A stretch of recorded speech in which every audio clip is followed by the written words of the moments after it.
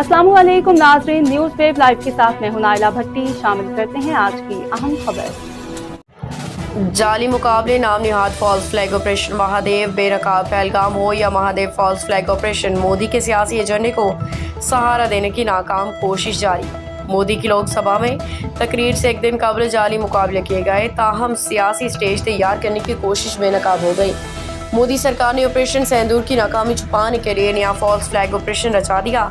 False flag हमले operation Hindutva सरकार की रियासती पॉलिसी बन चुके हैं। ऑपरेशन सिंदूर पे पार्लिमानी बहस से एक दिन कबल पहलगाम की दहशतगर्द हलाक हो जाना महज इत्तेफाक नहीं, भारत में फॉल्स फ्लैग के पीछे एक सियासी बहरान या इलेक्शन करीब होना महज इत्तेफाक नहीं हो सकता। गोदी मीडिया ने बगैर किसी सबूत के दहशतगर्दों को पाकिस्तान से जोड़ के पाकिस्तान दुश्मनी का सबूत दे दिया। भारतीय मीडिया वी ऑन न्यूज़ के मुताबिक ऑपरेशन महादेव में भारतीय फौज ने पहलगाम हमले से मुंसलिक 3 दहशतगर्दों को हलाक कर दिया। श्रीनगर के करीब कार्रवाई में मारा गया एक मुकामी शख्स दहशतगर्दों का सरगना था।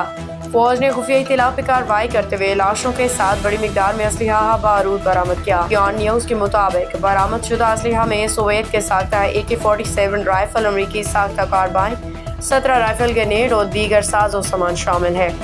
हस्ब रवायत दहशतगर्दों की शनाख्त और शवाहिद से पहले ही मोदी सरकार ने असलहे और दहशतगर्दों को पाकिस्तान से जोड़ दिया।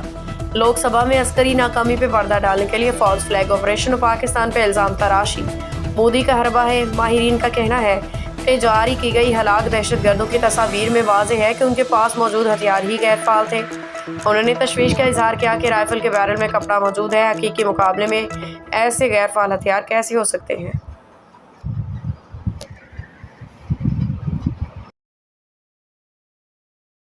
अब तक के लिए इतना ही। मज़ीद खबरों और अपडेट से बाखबर रहने के लिए देखते रहें न्यूज़ वेव लाइव।